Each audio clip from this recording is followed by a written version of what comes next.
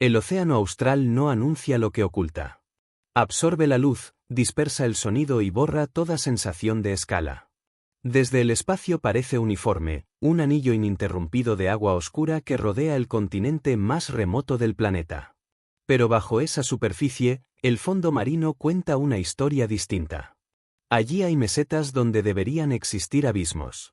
Cordilleras sin cumbres visibles. Rocas continentales donde debería dominar la corteza oceánica. Señales que no encajan con el mapa del mundo que aprendimos en la escuela. Durante décadas, barcos de investigación cruzaron estas aguas arrastrando instrumentos de sonar y registrando anomalías. Aparecían lecturas gravitacionales inesperadas. Ecos sísmicos que regresaban demasiado lentamente. Muestras de granito extraídas de profundidades donde el granito no debería existir. Al principio, muchas de estas señales fueron consideradas errores de instrumentos o limitaciones tecnológicas. Pero los datos continuaron apareciendo, cada vez con mayor precisión. Había algo enorme allí abajo. No una isla. No una cadena montañosa. Algo con escala continental. La pregunta dejó de ser si existía tierra bajo el océano austral. La verdadera pregunta pasó a ser cuánta, y qué significaba. ¿Cómo puede un continente permanecer casi completamente sumergido en la era de los satélites y el sonar? ¿Por qué su corteza se comporta de manera diferente al fondo oceánico que la rodea? Y quizás lo más inquietante, ¿por qué algunas de sus regiones ya no se hunden, sino que comienzan a elevarse lentamente? Esta no es una historia de catástrofes repentinas ni de continentes míticos perdidos. Es una historia de tectónica de placas, densidad, presión y tiempo. Procesos tan lentos que escapan a la intuición humana, pero lo suficientemente poderosos como para redibujar la superficie de la Tierra. Las primeras pistas no vinieron de satélites ni de supercomputadoras. Vinieron de barcos. Durante gran parte del siglo XX, los oceanógrafos creían comprender la arquitectura básica del fondo marino en el sur del planeta. El modelo era simple: cuencas profundas, corteza oceánica delgada y roca joven formada en las dorsales oceánicas. Pero los datos comenzaron a contradecir ese modelo. Los primeros mapas batimétricos revelaron extensas regiones del fondo marino que se elevaban miles de metros por encima de las cuencas oceánicas circundantes. No eran pequeñas elevaciones volcánicas ni estructuras aisladas. Eran regiones amplias y coherentes, demasiado grandes para ser anomalías aleatorias. Algunas ascendían suavemente. Otras terminaban en pendientes abruptas, como los bordes sumergidos de una masa continental. Al principio, los científicos trataron estas observaciones con cautela. La cartografía por sonar en esa época estaba llena de limitaciones técnicas. Las variaciones de temperatura y salinidad podían distorsionar las señales. Los instrumentos podían producir errores. Pero cuando los estudios comenzaron a repetirse y las rutas de investigación se superpusieron, los patrones empezaron a coincidir. Las elevaciones se conectaban entre sí. Las formas se repetían. Y juntas dibujaban contornos inquietantemente familiares. Luego aparecieron las mediciones gravitacionales desde el espacio. Los satélites detectaron pequeñas variaciones en el campo gravitatorio de la Tierra sobre el océano austral. Estas variaciones revelaban la distribución de masa bajo la superficie. Las regiones más densas ejercen una atracción gravitatoria mayor. Las menos densas, una menor. Cuando los científicos transformaron estas señales en mapas, apareció una imagen sorprendente: vastas regiones bajo el océano con densidad más baja de lo esperado. Eso no es característico de la corteza oceánica. La corteza oceánica es delgada, densa y compuesta principalmente de basalto. Tiene unos 7 kilómetros de espesor en promedio. La corteza continental, en cambio, es mucho más gruesa y menos densa. Puede superar los 30 kilómetros de espesor y contiene granitos, rocas metamórficas y antiguos sedimentos. La densidad es la razón por la que los continentes flotan más alto sobre el manto. Los datos sugerían que partes del fondo del océano austral estaban sustentadas por corteza continental, no oceánica. Luego llegaron las muestras de roca. Las expediciones de perforación oceánica comenzaron a extraer núcleos del fondo marino. Entre los basaltos esperados aparecieron rocas que no deberían estar allí, granitos, gneisses y antiguas capas sedimentarias. Estas rocas se forman en ambientes continentales. Se originan en procesos de formación de montañas, erosión y exposición prolongada a la atmósfera. No se forman en dorsales oceánicas. Y sin embargo, aparecían repetidamente en una vasta región sumergida. La datación radiométrica reveló algo aún más sorprendente. Algunas de estas rocas tenían cientos de millones de años más que la corteza oceánica circundante. Eran rocas continentales. Para finales del siglo XX, los geólogos enfrentaban una contradicción evidente. Una enorme región del fondo del océano austral no coincidía con las características de la corteza oceánica. Era demasiado gruesa. Demasiado ligera. Demasiado antigua. Si esa corteza era continental, entonces un continente, o algo muy cercano a uno, estaba oculto bajo el océano. Pero los continentes, según la definición tradicional, debían estar sobre el nivel del mar. La idea de un continente casi completamente sumergido desafiaba tanto a la geografía como a la geología. Algunos científicos propusieron llamarlo microcontinente. Otros lo consideraron un fragmento continental. Pero los datos continuaban ampliándose y la escala era imposible de ignorar. La masa terrestre sumergida tenía límites definidos. Estaba separada del fondo oceánico por pendientes abruptas y zonas de falla. Su corteza se adelgazaba hacia los bordes como ocurre cuando los continentes se estiran. Y su superficie cubría millones de kilómetros cuadrados. La forma bajo el agua era coherente, continua y enorme. Los científicos habían encontrado el continente perdido conocido hoy como Cealandia.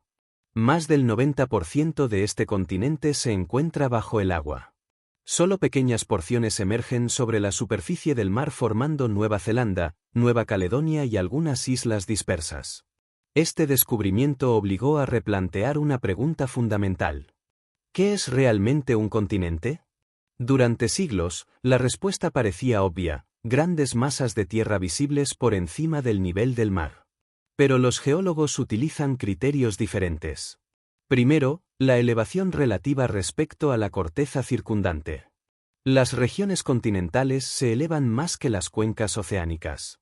Segundo, el grosor y la composición de la corteza. La corteza continental es más gruesa y rica en sílice. Tercero, la continuidad geológica. Un continente debe formar un bloque coherente. Y cuarto, la independencia tectónica. Debe poseer su propia estructura y evolución geológica. Cuando estos criterios se aplicaron a Cealandia, el resultado fue claro. Cumplía todos. Su corteza era continental.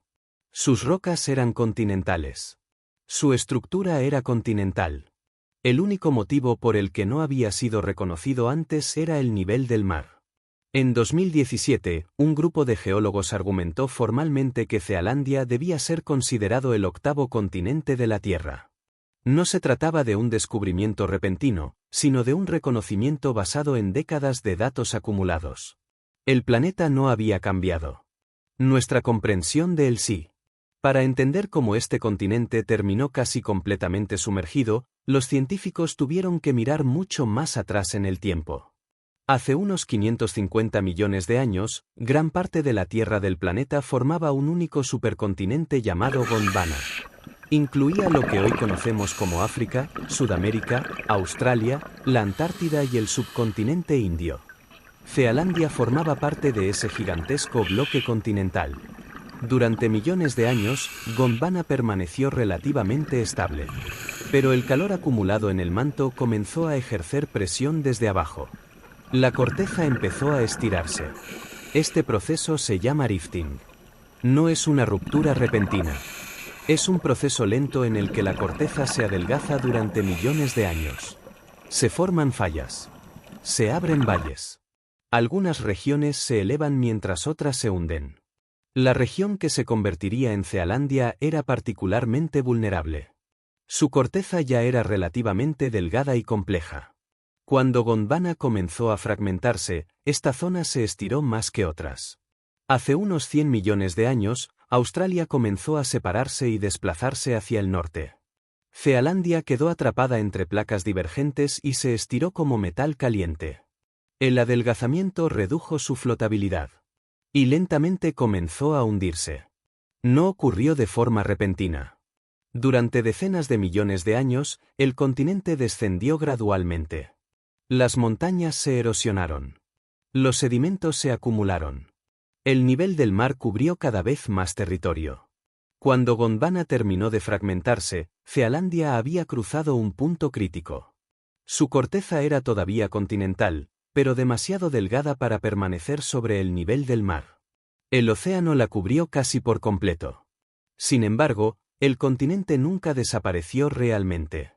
Su estructura geológica permaneció intacta bajo el agua. Hoy, los científicos pueden estudiar este continente invisible mediante múltiples herramientas. Los satélites revelan variaciones gravitacionales que indican la densidad del material bajo la superficie. Las ondas sísmicas permiten reconstruir la estructura del interior de la corteza. Las perforaciones oceánicas extraen muestras de roca que confirman su origen continental. Cada método aporta una pieza del rompecabezas. Y juntos muestran un continente completo escondido bajo el océano. Pero el descubrimiento de Cealandia reveló algo aún más sorprendente. En algunas regiones, el continente ya no se está hundiendo. Está elevándose. Mediciones de alta precisión en Nueva Zelanda muestran que partes de la corteza se elevan milímetros por año. En escala humana es imperceptible. En escala geológica es significativo. Los científicos creen que este fenómeno está relacionado con procesos profundos en el manto terrestre. El material caliente del manto puede ascender lentamente, empujando la corteza hacia arriba. Este fenómeno se conoce como topografía dinámica. No produce montañas de repente, pero puede elevar regiones enteras durante millones de años. Esto significa que Cealandia no es un relicto geológico muerto. Sigue evolucionando. Este hecho cambia nuestra forma de entender los continentes. Tradicionalmente se pensaba que, una vez sumergidos, los continentes estaban acabados. Cealandia demuestra lo contrario. Los continentes no son estructuras permanentes ni estáticas. Son sistemas dinámicos moldeados por fuerzas internas del planeta. Pueden elevarse, fragmentarse, sumergirse y evolucionar durante cientos de millones de años. Incluso hoy, otros continentes muestran señales de cambio. África se está separando lentamente a lo largo del Rift de África Oriental. Las placas tectónicas siguen desplazándose. Nuevos océanos se abrirán en el futuro. Desde esta perspectiva, los mapas que utilizamos son solo instantáneas temporales de un planeta en constante transformación. Cealandia nos recuerda algo fundamental: gran parte de la estructura de la Tierra permanece oculta bajo el océano. El planeta que habitamos no está completamente revelado por lo que vemos sobre la superficie.